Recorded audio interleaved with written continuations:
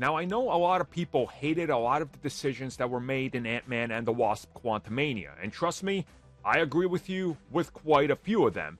But the latest info in regards to what they were about to do to Michael Douglas's character is going to make every dumb decision they made that you hate sound like nothing. Sound like that they were all good ideas, in fact.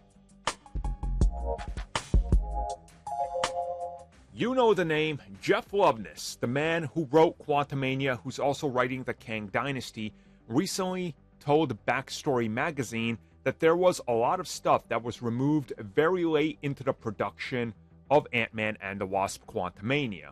And one thing that was there almost until they were done shooting was the fact that they were going to kill Hank Pym.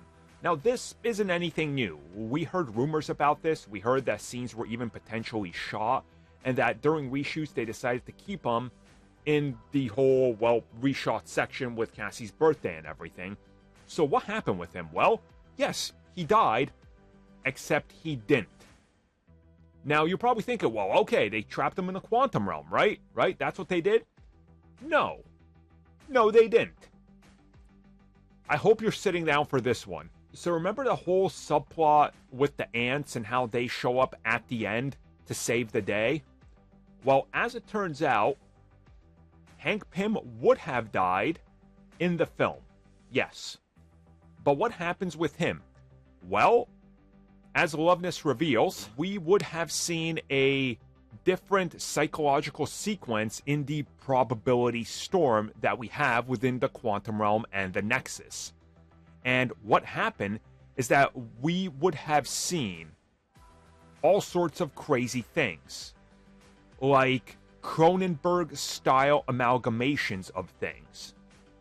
And this is where we would have seen Hank Pym ultimately meet his demise, but in the third act, he shows up as a Cronenberg-like version of Hank Pym and an ant fused into one. So, you know, like Cronenberg's The Fly, where you had Jeff Goldblum completely become the Fly and it looks horrendous, and my god, that scarred me as a 4-year-old child watching that film? Yeah, that's what they would have done.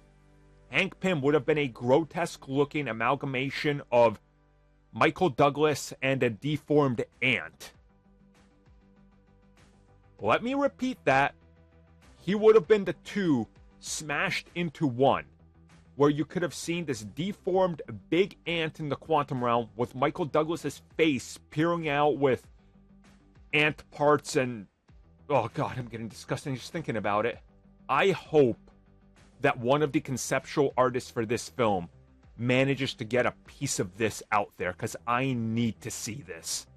Like, I've never wanted to see a piece of concept art so bad in my life. Who thought this was a good idea?